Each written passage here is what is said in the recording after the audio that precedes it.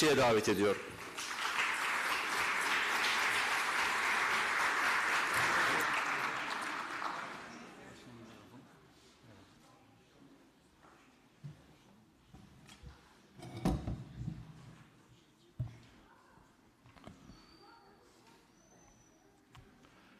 Merhaba, evan xeyratın, serçava serahatın ve emya rezdari sıravdıkım.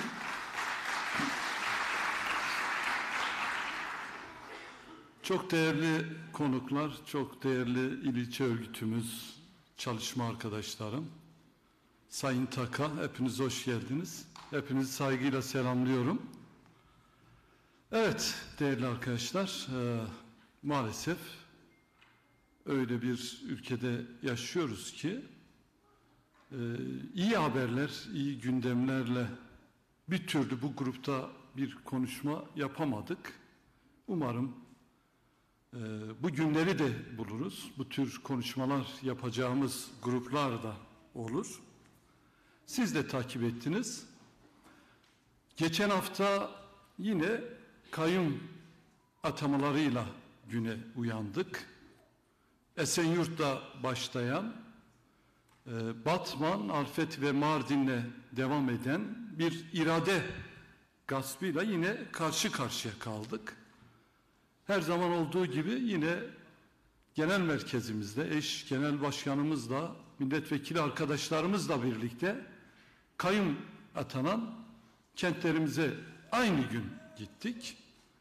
Tabii çok garip tablolarla karşılaştık. Aslında sizin de yabancısı olmadığınız ama biraz daha abartılmış tablolarla karşılaştık. Yine belediyelerin önüne bariyerler kurulmuştu. Tomalar, jandarmalar, kolluk güçleri belediyenin etraflarını çevirmişlerdi. Ama bu gaspa karşı halkımız da, halklarımız da sokaktaydı. İrademizi geri istiyoruz. İrademize kayyum atayamazsınız. Bu bir siyasi darbedir. Bunu kabul etmiyoruz diye seslerini yükseltmeye devam ediyorlardı. İnanın en başta Batman'daydık.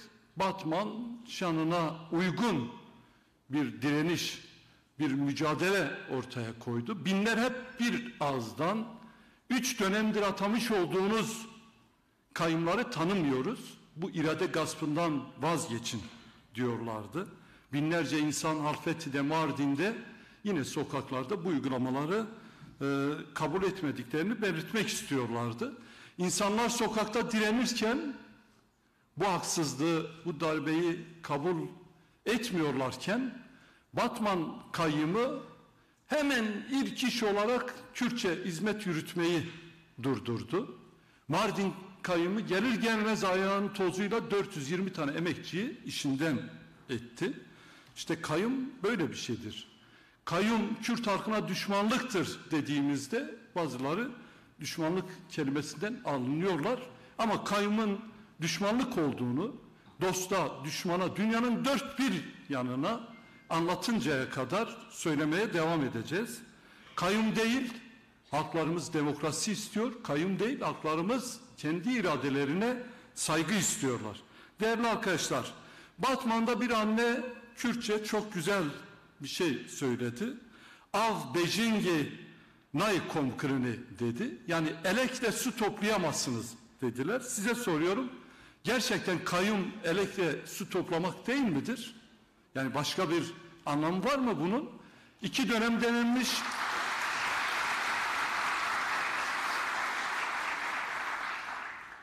İki dönem denenmiş, iktidar atamalardan dolayı çok net bir şekilde cevabını almış ama buna rağmen yine 3. defa denemeye kalmış. Hiçbir sonuç alamayacağı, halkların kabul etmeyeceği bir uygulamadır. Ayrıca Batman'da başka bir şeyler daha vardı. Siz de izlediniz. Batman'da çeteler, paramiliter güçler sokağa sürülmüş. Kim oldukları belli değil. Kirli sakallarıyla, gözlerinde gözlüklerle birlikte gençlere, kadınlara saldırıyor, yerlerde sürüklüyor. Hatta kimlerin neredeyse boyunlarını kesecek bir noktada hareket ettikleri, hareket eden, kim oldukları belli olmayan bir sürü güç var. İçişleri Bakanı'na soruyoruz. Bu Batman'daki kim olduklarını bilmediğimiz güçler kim? Hangi provokasyonun peşindedir? Bunun cevabını lütfen halka verin. Evet, tekrar söylüyoruz. Çekin elinizi Batman'dan, çekin elinizi Edip Solmaz'ın bize bıraktığı o anlı şanlı temiz mirastan diyoruz.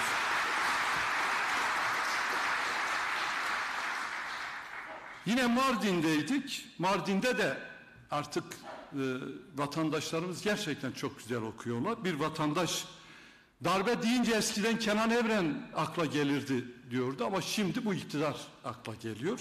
Aynısını Halfeti'de bir yurttaşımız da söyledi. İşte ortak akıl böyle bir şeydir. Dedi ki bu iktidar kayyum hükümetidir. Bu iktidar kayyum iktidarıdır dedi.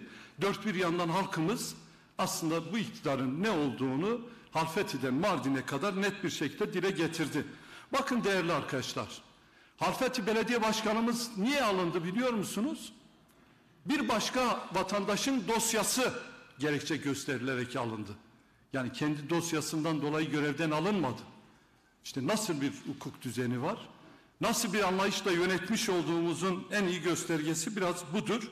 Bu iktidar asla kumpastan, tuzaktan, hileden vazgeçmiyor, etmeye devam ediyor.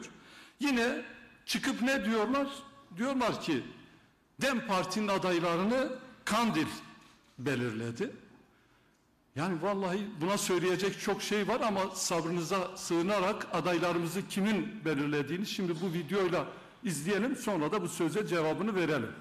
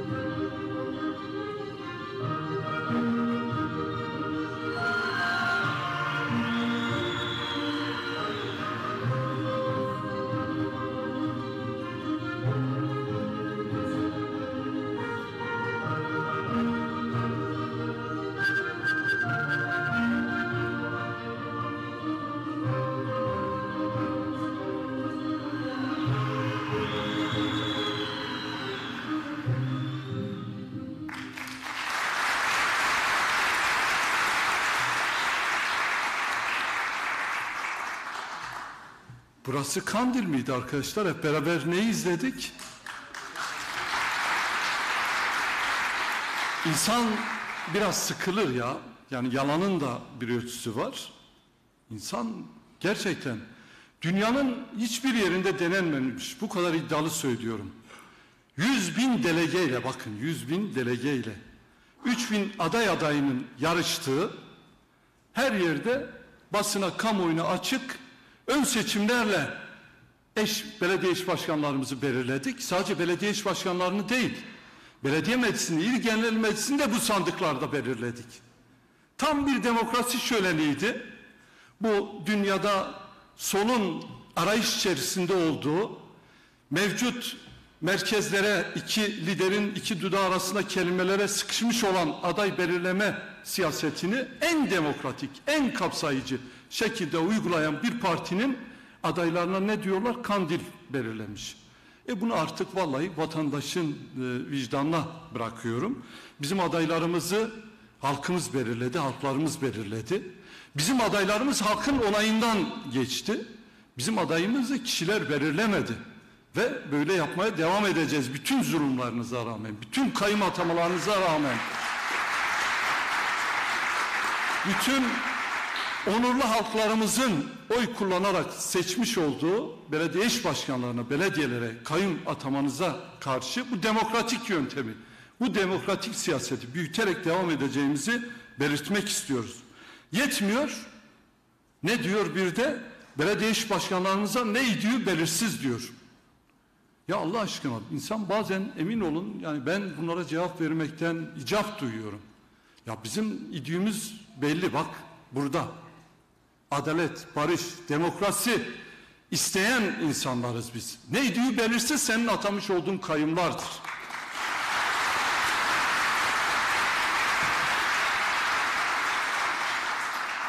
Ne idüğü belirsiz açıkta olan insanın hakkını hukukunu yemektir. Hırsızlık yapmaktır, yolsuzluk yapmaktır. Bizim defterimizde, bizim mücadelemizde asla böyle şeyler olmaz. Gayet bu toprakların bin yıllardır bu topraklarda yaşayan, barış, demokrasi, hak, hakkaniyet mücadelesi veren bir geleneğiz biz. Ne idüğü belirsiz insanlar arıyorsanız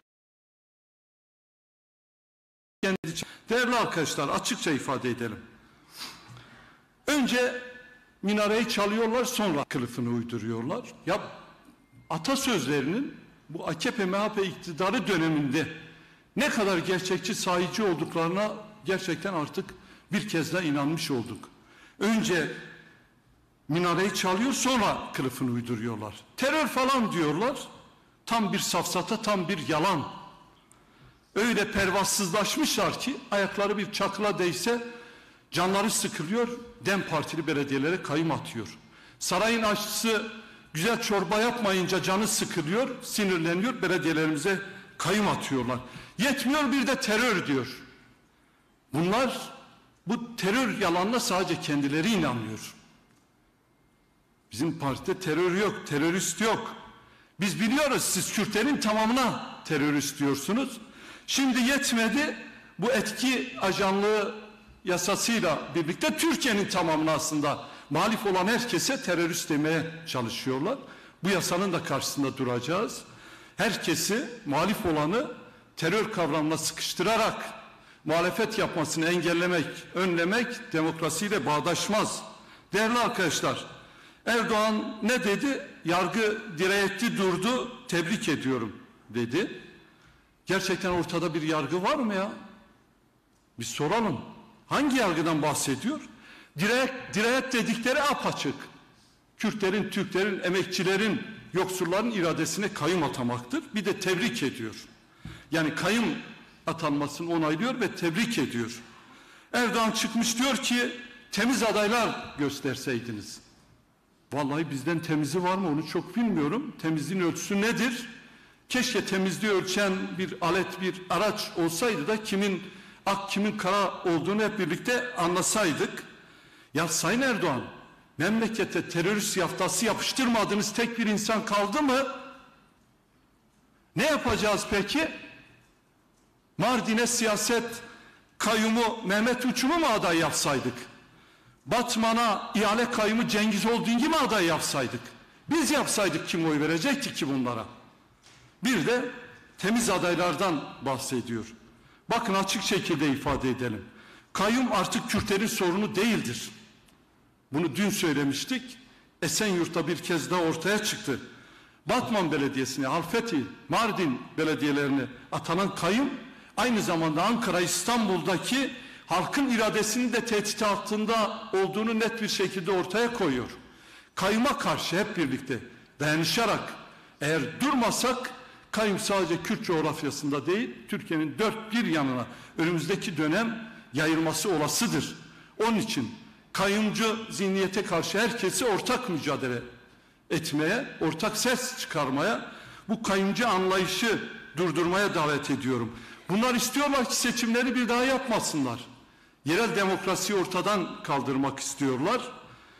Yerel yönetimleri ortadan kaldırmak istiyorlar ama buna izin vermeyeceğimizi belirtmek istiyorum.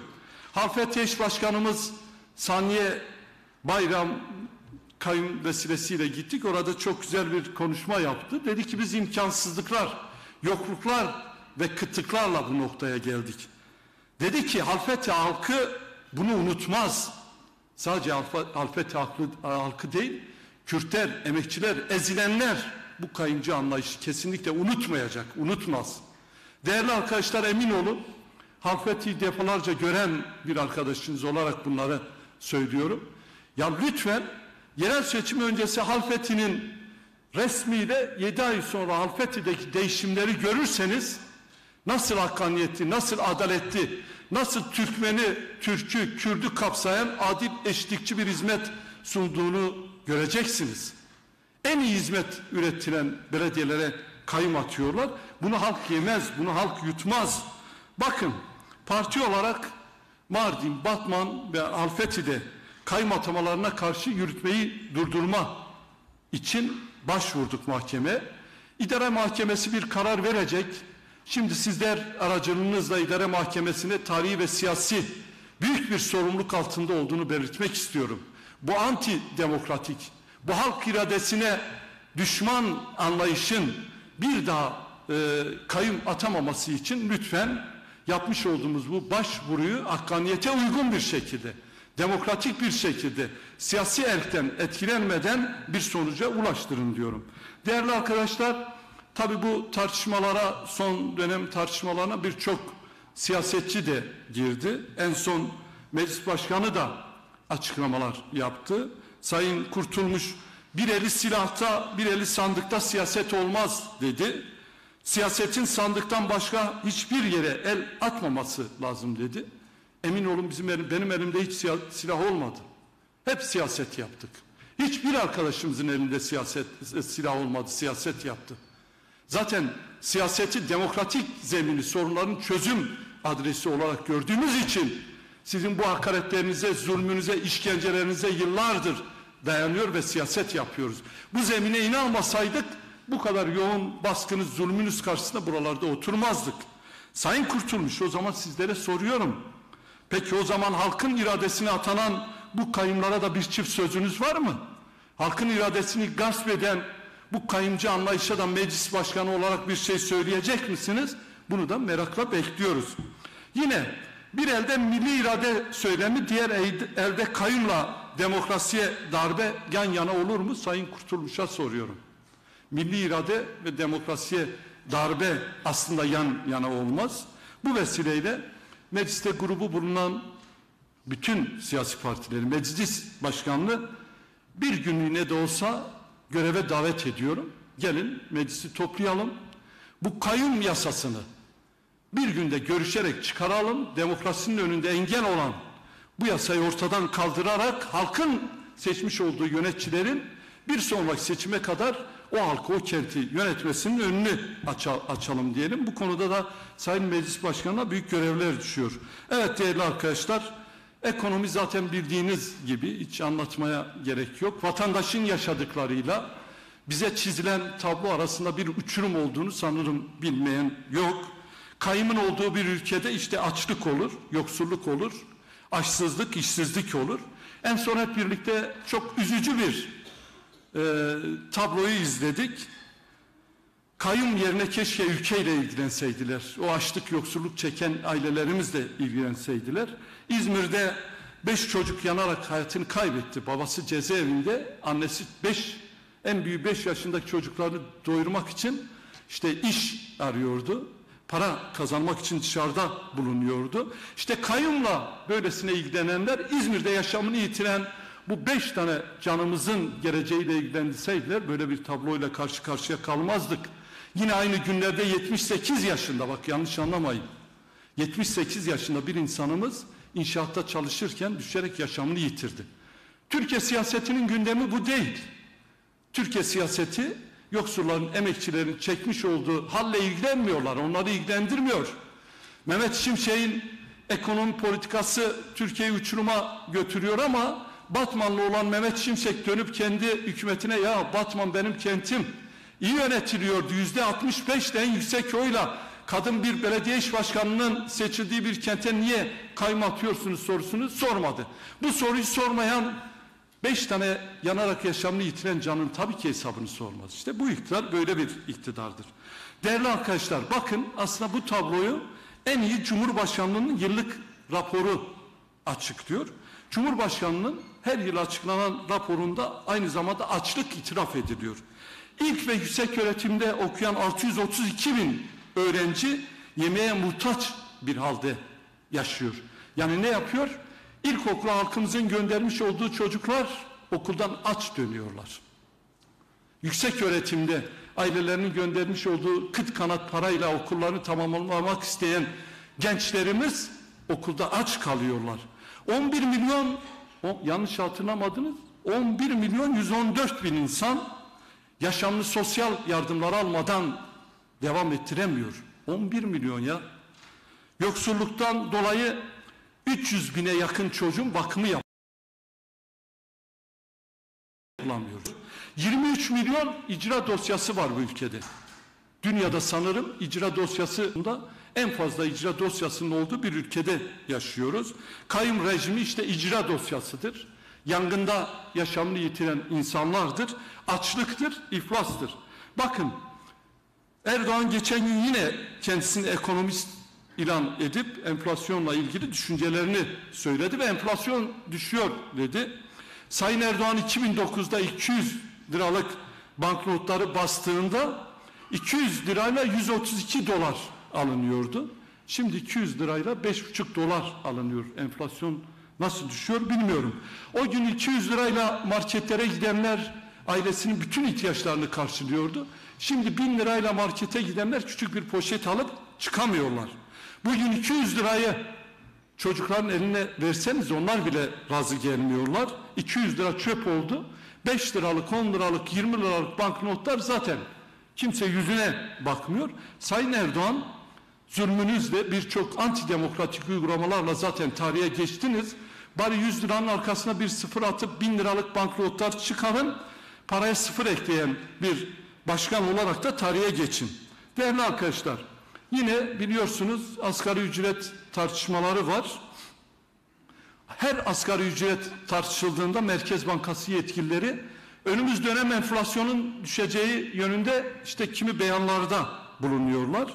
Yine bir Merkez Bankası yetkilisi aynen şöyle diyor, gelecekte enflasyonun düşmesini bekliyoruz. Yani ne diyor bu yetkilimiz? Diyor ki asgari ücretlere zamı tartışıyorsunuz, çok fazla vermeyin, düşük verin, enflasyon düşecek diyor. Fazla zam yapmayın diyor. Bunlar hem bizim açlığımızla doyuyorlar, yetmiyorlar. Bir de aklımızda dalga geçiyorlar. İnşallah 31 Mart'ta olduğu gibi bizim aklımızla oynadığını düşünenlere önümüzdeki sandıkta nasıl akıllarıyla oynadığımızı oylarımızla ortaya koyacağız. Değerli arkadaşlar, emin olun Merkez Bankası bugüne kadar 12 defa enflasyon tahmininde bulundu ama hiçbirini tutturamadı. 12 defa üst üste enflasyon tahmini tutturamayan Merkez Bankası yetkilisi 13. defa enflasyonun düşebileceği konusunda beyanlarda bulunuyor. Emin olun bu enflasyon değerlendirmesi yapan Merkez Bankası yetkilileri eğer altılı ganyan oynasaydı, bahis kuponu oynasaydı belki daha rahat tuttururlardı. Belki bulurlardı altılı ganyanı, bahisi. Ama enflasyonu bir defa tutturamadılar. Zaten bu TÜİK verileriyle tutturma şanslarının da olmadığını belirtmek istiyorum. Bize diyorlar ki biz yine enflasyonu yanlış tahmin edeceğiz. Siz o esnada aç kalın. Zaten açlığa alışıksınız. Size bir şey olmaz diyorlar. Değerli arkadaşlar, dünyada ilk defa halkına, emekçilere, çalışana açlık teklif eden bir iktidarla karşı karşıyayız. Yani bize açlık teklif ediyorlar.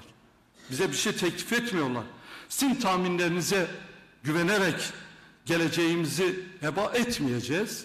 Asgari ücret konusunda da partimizin durumu nettir. Asgari ücretler insanca yaşayabilecekleri bir ücret almalıdırlar. Asgari ücret en az 35 bin lira olmalı ve yılda 2 kez güncellenerek asgari ücret artırılmalıdır. Onun için bu bütçe görüşmelerinde grup olarak asgari ücret tartışmalarında geçmişte olduğu bütün yasalarda olduğu gibi doğru bir yerde duracağız. ezilen bu emekçilerin hakkını sonuna kadar arayacağımızı da belirtmek istiyorum. Değerli arkadaşlar, yine dünyada önemli gündemlerden biri son yapılan Amerika Birleşik Devletleri seçimiydi. Bu seçimler en başta Orta Doğu'yu aslında hepimizi yakinen ilgilendiriyor. ABD seçimleri biraz böyle bir şeydir. Umarım yeni seçilen ABD yönetimi Orta Doğu'daki, Filistin'deki, Suriye'deki bu çatışmaların, bu şiddetin diyalogla, müzakereyle çözülmesi yönünde bu sefer bir irade ortaya koyar. Bunu temenni ediyoruz.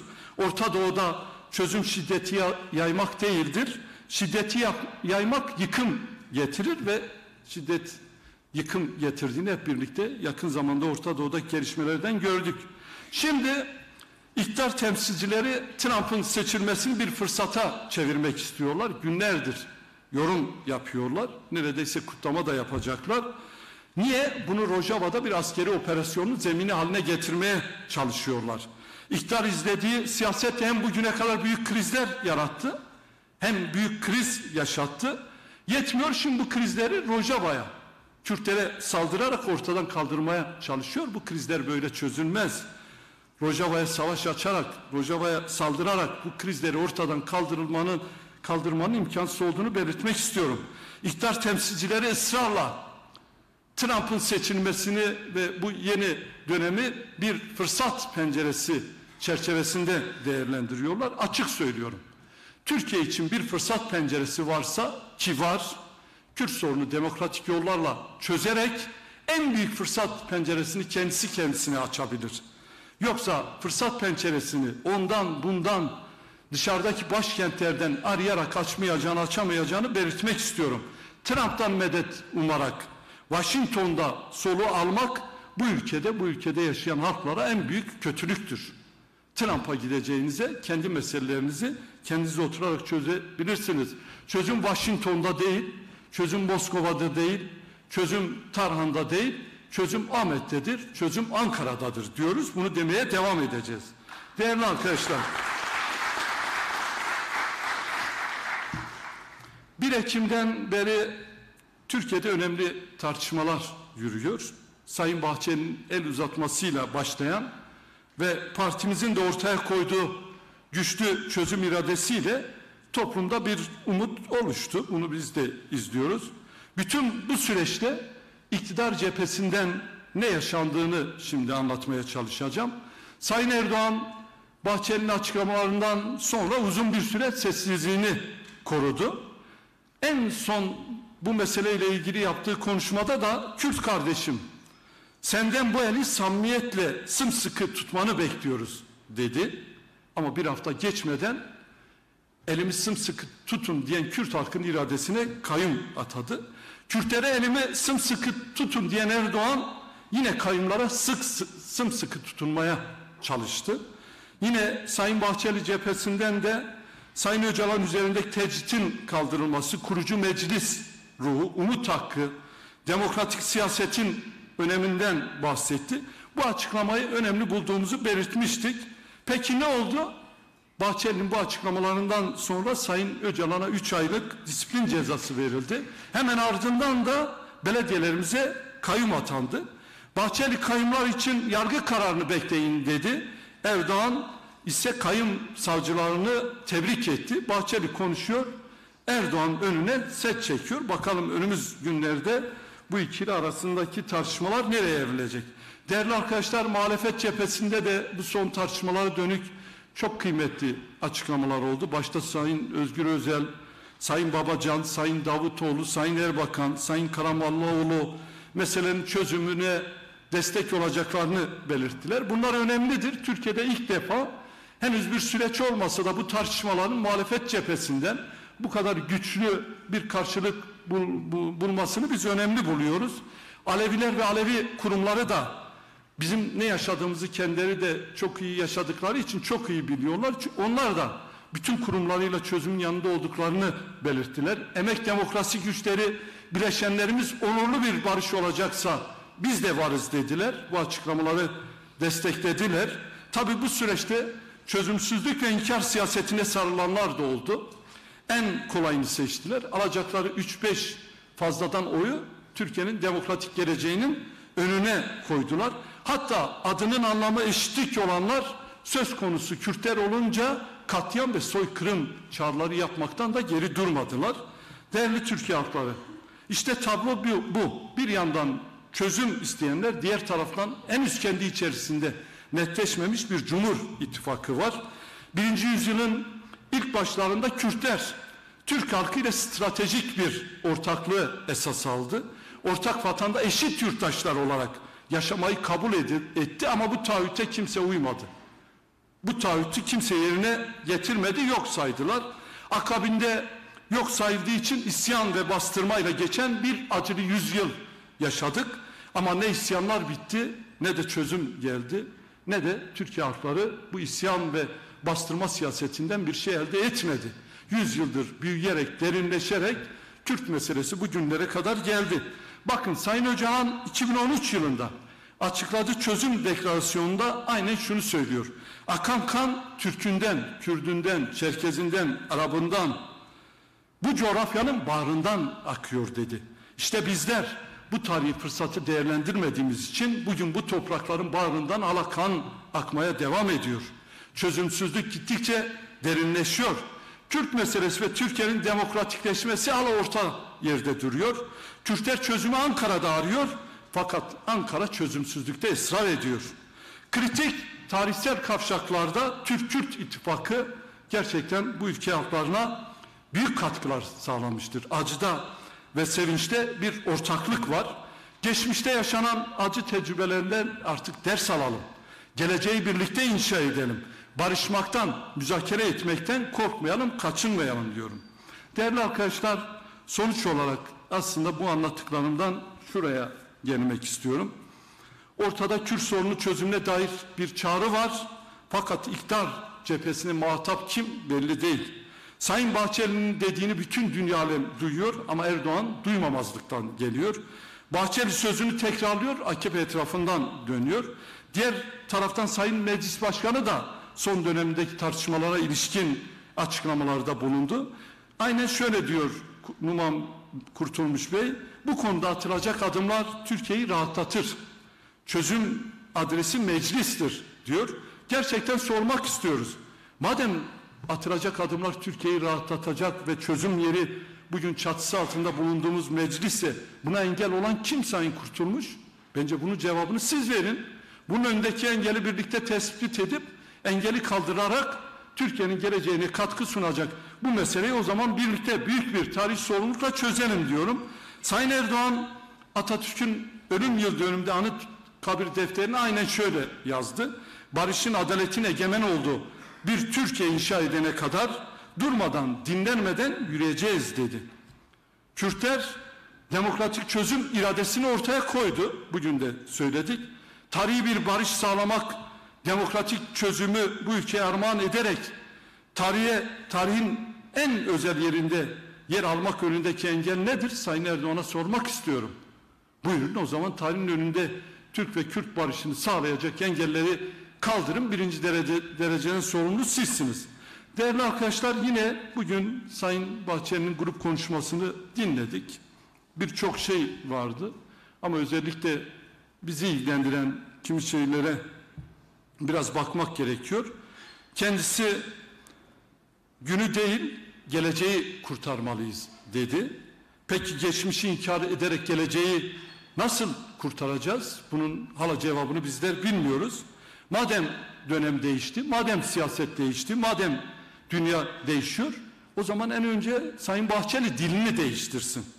Geleceği zehirli bir dille kuramazsınız. Geçmişi inkar ederek geleceği inşa edemezsiniz Sayın Bahçeli. Ortak bir gelecekten bahsediyorsanız tasfiye ve inkar politikalarından vazgeçin. Bizi tehdit etmekten vazgeçin. Tarihsel ve yakıcı meseleleri konuşurken Kürt halkının tarihsel değerlerine saygı gösterin.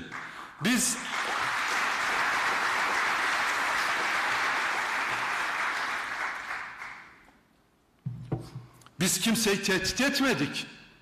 Ama kimsenin tehditlerine de boyun eğmeyiz. Bunu en iyi bu ülkede iktidara gelenler bilir. Eğilmeyen bir gelenek, eğilmeyen bir mücadele var. Biz hakikatlerle yüzleşin diyoruz. Hakikatlerle yüzleşmeden gelecek kurulmaz diyoruz. Hakikatlerle yüzleşmeden yeni bir dönem inşa etmenin imkansız olduğunu belirtmek istiyoruz. Bir şey kaşıdığımız yok. Bir şeyi kanattığımız yok. Geçmişte yaşanılan acı tabloların bir daha yaşanmaması için önümüz dönem ne yapmamız gerektiğini gayet uygun bir dille, gayet siyasi politik bir dille dile getirmeye çalışıyoruz. Dediğimiz şey çok basit. Biz 100 yıldır isyan ve bastırma ikliminin bir şeyi çözmediğini, ülkeyi kısır döngüye soktuğunu belirttik. Bunu anlamayacak bir şey yok. Bu mesele sözlerle, keşkelerle ilerlemiyor. Direksiyonda siz varsınız. Buyurun gereğini yapın. Buyurun artık sözü bırakıp pratiği yapın. Biz de görelim ne yapmaya çalıştığınızı. Geleceği nasıl kurduğunuzu. Türk ve Kürt yüzyılını nasıl inşa ettiğinizi hep birlikte görelim. Emin olun biz buralarda engel olmayız. Destekleriz. Ama biz zehirleyen, tehdit eden tasfiye dilini kabul etmeyeceğimizi bir kez daha belirtmek istiyorum. Bu vesileyle Sayın Bahçeli'ye seslenmek istiyorum. Geçen hafta yaptığınız grup toplantısında 2. yüzyılı Türk ve Kürt yüzyılı olması gerektiğini söylediniz. Biz bu çerçeveyi önemli görüyoruz. Yıllarca birbirimize söylemediğimiz söz kalmadı. Ama bir türlü barışı konuşamadık. Ama çözümü konuşamadık. Her hafta siz grup toplantısında kararınızın arkasında olduğunuzu söylüyorsunuz. Biz de çözümden yana olduğumuzu belirtiyoruz. O zaman konuşmamızın önündeki engel nedir? Gelin bu kısır döngüden çıkalım diyorum. Değerli arkadaşlar, evet son sözlerime geldim. Bizler DEM Parti olarak tehditlere, yanlış uygulamalara boyun eğmeyiz.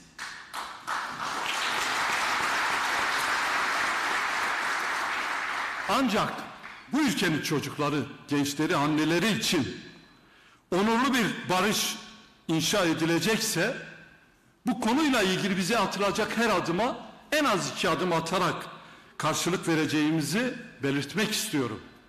Emin olun yaşadığımız 100 yıl kavgaların, tehditlerin, ret ve inkarların devam edeceği bir yüzyıl değildir.